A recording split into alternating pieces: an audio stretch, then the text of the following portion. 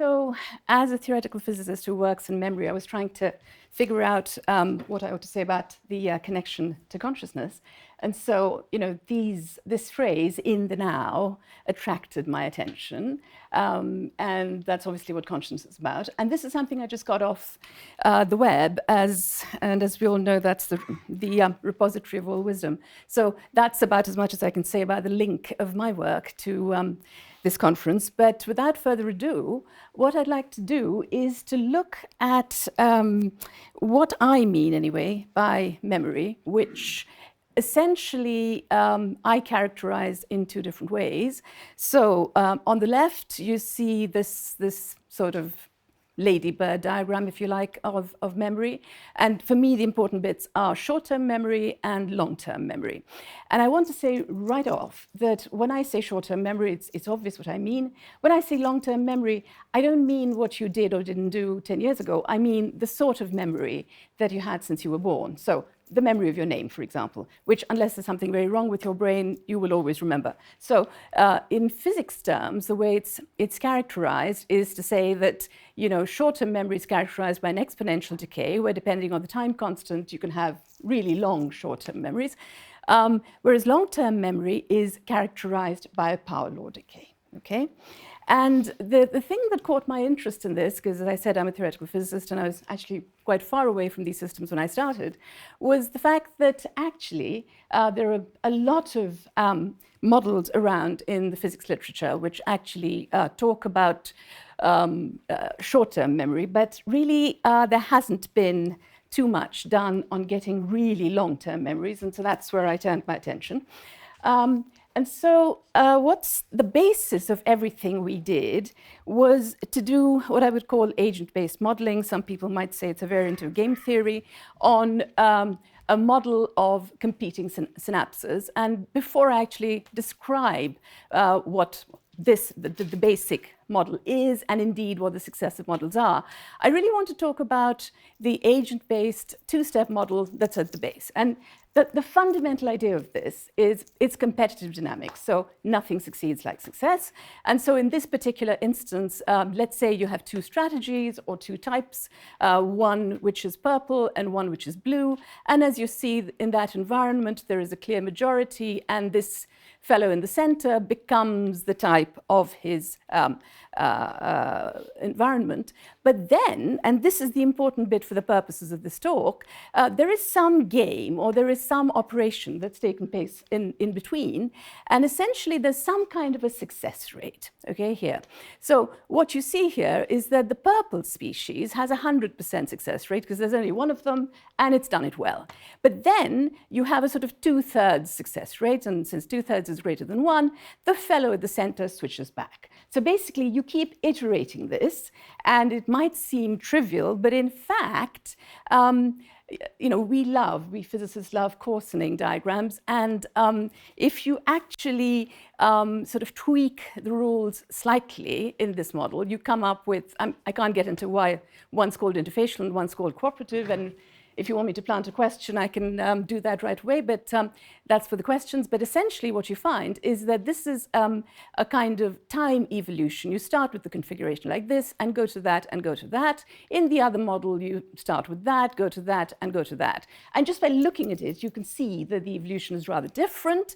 And in the trade, we say these belong to different universality classes. So with this baby simple model, and with really a very small tweaking of the rules, you get different universality classes, and if you have different updates, such as random or disordered or parallel, you can also get a variety of phases. So that's enough of that. But really, the thing I want to emphasize is that this work is what formed the basis of our approaches to models of competing synapses, where we kind of said, if something, this is the basis of it, if something causes a synapse to fire, okay, then it's successful. So it's in terms of that everything else has been set up in this talk.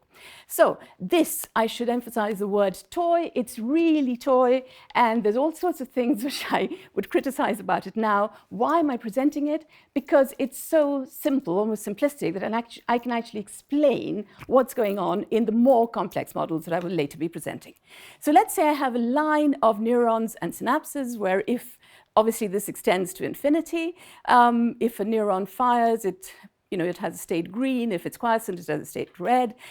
If a synapse is weak, it's blue. If it's strong, it's golden. And the fellow in the middle, or all of them really, are waiting to be updated. So what we want to do is we have all these synapses, and depending on whether the neurons next to them fire, then they change their state in a particular way. The first rule is that synaptic changes occur only if the synapses are of different types, and here you see weak and strong are what they are, and, not or, attached to neurons in different states of activity. So let's say you had 2 quiescent neurons. I mean, nothing would be updated, yeah?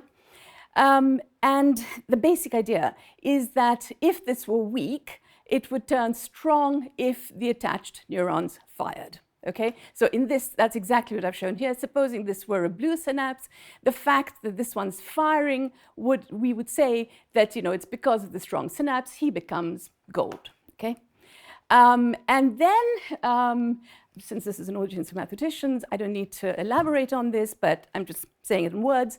You can set up an iterative scheme, okay, for the probability of a synapse being in a strong or a weak case, and you can do it, what's the state at t plus 1 in terms of the state at t. And then this leads to a non-trivial, and the word I would emphasize is systemic. What do I mean by that? I mean that's the default state of the synapse. It's a function of various parameters. We're doing nothing to it, it's what it is, yeah? We get this fixed point, and then with that there's an associated time scale, which is exponential. So, first failure. It's not long-term memory, it's exponential, but I still want to show you what we're going to do with it so you see what's eventually going to be done with other things. So this basically is saying it doesn't matter what kind of signal you apply to it. When it relaxes, it's always going to relax exponentially. So it's like a model of short-term memory, which is not what I really wanted, but that's what we did. And then just to show just sort of plow on bravely and to say, what can we do with this? Say you apply a signal, then that signal is learned, and then the parameters shift to a new fixed point, and after the signal is switched off, the forgetting occurs, okay? Via exponential relaxation to the new fixed point. Obviously, to optimize this, you want to be a quick learner and a slow forgetter, at least of the useful things in your life. So what we do is we say that, okay, by the way, that's just the result, the phase diagram that we get for the system. And as it turns out, the relaxation time is maximal at the edges and minimal at the center. And so an applied signal, if possible, should have parameters that live in the center. So, they're learned quickly, whereas the default state of the system, which I talked about just one slide ago, should be around the edges. Basically, it forgets slowly. Okay, so that's basically something that one would wish to do with a proper model, and see if one could get long-term memory. Okay, so how do we get this long-term memory? And the thing is, the problem is non-trivial. Because the fact is that storing memory requires high synaptic plasticity, whereas retaining them requires low synaptic plasticity. How do you get that out of a binary synapse?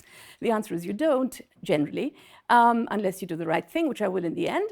But Fusi et al., Stefano Fusi of Columbia University, came up with the idea that you could have metaplastic, no pun intended, instead of purely binary synapses that had hidden states. So basically, you just push everything under the rug of the hidden states. You have your usual synapse, and then you have all these things. And he called it his cascade model.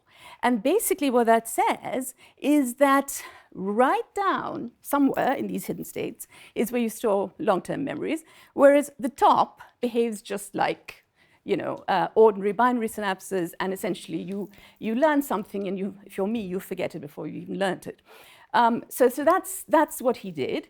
And I emphasize here that it was a sketch, it was an idea. It really wasn't a model with any mathematical features. So what we did next, even though I wasn't very convinced, never have been, by this hidden state story, is we said, let's actually put some simple statistical physics into this and say, supposing we set up something like that. We have a positive pole, a negative pole, we have all these hidden states, and now we apply a positive pulse. When I say signal, I just mean one pulse, okay? One of three things can happen. So this is in Fuzzy's terms, you have something called an alpha transition, where something, if it's in that state, it moves up the negative pole, it can move across to the positive pole, and this is the one which is interesting for long-term memory. If it happens to be in the state that it was, then it moves further down the positive pole, okay? So that basically means it gets stored deeper in the synapse. There are many parameters associated with this. So what you see is that if you have a string of pulses, okay, applied to this, and these are all plus, and the system starts off at the top, you actually get something going right down to a correlated signal travels down the synapse and gets stored as a long-term memory, which is exactly what Fuzzy wanted to happen. If, on the other hand, you have an oscillatory signal, okay, then it, like everything else, it sort of oscillates between the two, and it's lost to noise. Yeah. So these are the two different kinds of things that can happen. That leads to short-term memory. This leads to long-term memory. Okay. So then what you do here, as I said, it's quite boring. You just say, okay, you apply a signal and you see what happens.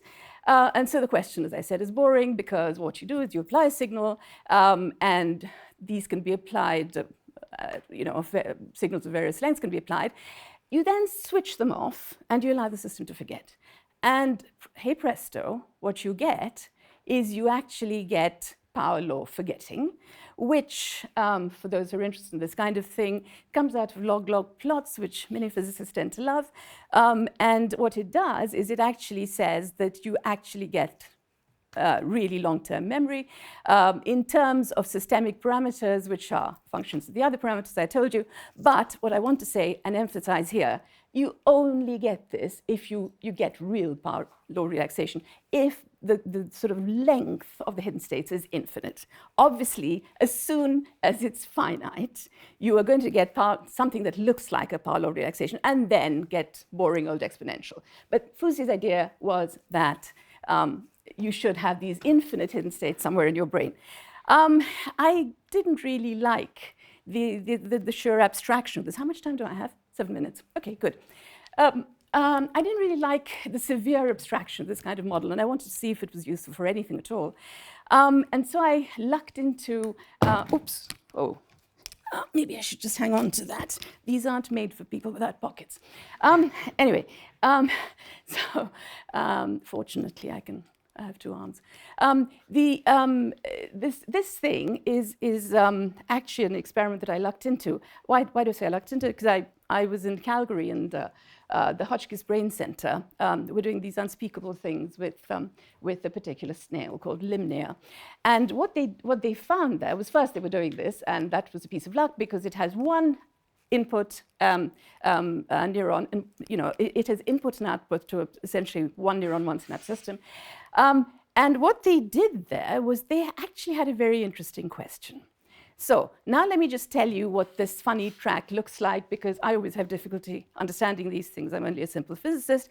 So these are essentially what you do to the pre-synaptic neuron, okay? So essentially you give it a poke, you give it another poke, and then here, this is what's known as tetanic stimulation. You give it a lot of pokes, and this is just the input. And that is the output bit.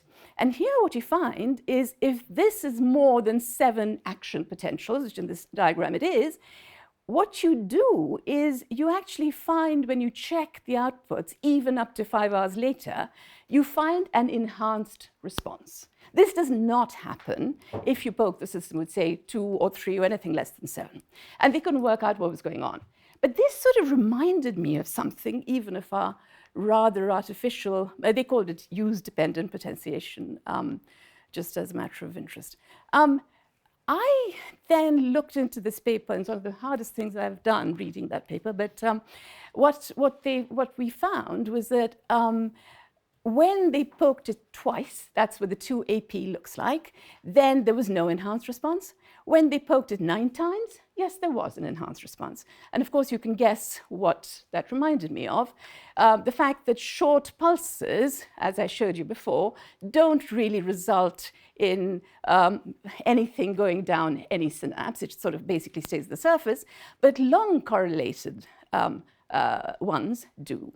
Okay, and so from this picture, we actually were able to build up a model which was able to explain, or if you like, provide a quantitative framework for this experiment. So artificial as it is, it was of some use, I think. But now that brings me essentially to the last bit of my talk, and I'll start with the fact that I was very unhappy with these hidden states because no one I know has ever told me that they exist, and if they exist, why are they infinite, and all that sort of thing. So we just went back to the drawing board, okay, because by now we'd had some kind of confidence dealing with these things. And that's when we went into trying to design a synaptic network in a back-to-basics way with, importantly, the mechanism of competition, which is what I've been, sort of going on about from the beginning of this talk. And I should say that I didn't know any of this when we did the work, but later on, when I wrote the review article that I did last year on this, then I realized that neuroscientists had been unhappy about the fact that although both competition and cooperation were essential for synaptic dynamics, no modeling had been done for competition. And this, of course, turned out to be precisely the missing link that we could provide. So we put in everybody's favorite Hebb's rule in our model. In case you're interested, it makes no difference. We put in no difference in the sense of getting long-term memory. Of course, it's useful. We put in something called spontaneous relaxation, which is called the palimpsest model, which basically, as I understand it, is when you run out of space in the brain, you just give up. I mean, you're out of space and that's it. That too makes no difference for long-term memory. But forget about the word polarity, it's historical. Once you put in the ingredient of competition, which is what I've been banging on about from the beginning, it basically means that synapses are converted to the type most responsible for neural activity around them. In other words, your update follows your success in that sense. Then you are able, actually, as I'll show in the next 2 minutes, you're able to get long-term memory. So this is a snapshot of the end, although I'm confident I'll get there. So we just start with a fully connected network with neurons and synapses. Quite normally, the activity of a neuron depends on the activities of neighboring neurons. And our central equations, and for details of this, you'll have to look at the paper, we deal in terms of an average activity and in terms of an average synaptic strength, okay? And what we find, okay, the next thing we do is we just put in the ingredients for the 3 mechanisms I told you about. You have spontaneous relaxation so that one synapse goes to, let's say, -1 goes to +1 with some rate omega, and conversely with the rate little omega. The Hebbian mechanism is essentially saying that neurons that fire together, wire together, as many of you will know, and that's what those equations are telling you. And that's actually quite straightforward to see because Q plus, for example, is the probability that both neurons are firing, and the synapse connecting them goes from -1 to +1, that is, it's strengthened. Unfortunately, the same level of simple explanation will not explain these equations, but believe me when I say that they embody the competitive mechanisms. That is, if you look in an environment, remember this is a mean field network, if, let's say, the predominant type of synapse, when there is a predominant type of synapse which causes most neural activity, the synapse under question updates to it. In other words, it follows the success of its neighbors. Yeah. So when you do that, you can write down mean field equations, which will come as no surprise. That, by the way, applies to the spontaneous relaxation mechanism. That applies to the second one, applies to Hebb's rule. And the last one, which is the one I want to call your attention to, comes from the competitive mechanism. And what I want to draw your attention to is the fact that the only quartic term in the whole business comes from the competitive mechanism. We didn't know that when we started, it just happened. And this actually has some rather interesting consequences. There are two regimes of solution of these equations. Regime 1 gives you only one attractive fixed point, which gives you largely strong synapses, and regime 2 is much more interesting. We have two attractive fixed points and one repulsive fixed point. And again, if you look around each one, you find there is an exponential relaxation to the nearest fixed points, short-term memory all over again. It's ubiquitous, big deal. But now, you can get critical dynamics and you can get long-term memory when two of those fixed points merge, which is what happens here. You have a left and right critical fixed point. You get power law relaxation with long-term memory, okay? And it turns out to be strengthening. That doesn't really matter. And I left out detail in this talk. I'm seeing a 0, so I'll be done very soon. But basically, what I've left out is that there is also a tri-critical fixed point for anyone who cares about it. I don't. And then you find that long-term memory in this model, just going back to basics, emerges naturally without the need for infinite synapse, infinite hidden states, or goodness knows what else, from competitive dynamics. All you have to do is, if there's success, follow it into, if you're a synapse, and you get there. And so, and this is really my last slide, long-term memory naturally emerges in this mean field approach. But, and this is the but, it's all very well talking mean field, but what I'd really like to know how to do is, if you took a finite network, and I gave it a finite pattern in finite dimensions, could I get the same thing? Okay, that's really what I want to do. I don't know how to do it. Because obviously searching phase space numerically, at least from my point of view, is not terribly interesting. It's not what I want to do anyway. If someone else wants to do it, that's fine. I really would want to know, and this is why I'm presenting this talk at a math conference, does anyone have any ideas for this? And with that, thank you very much.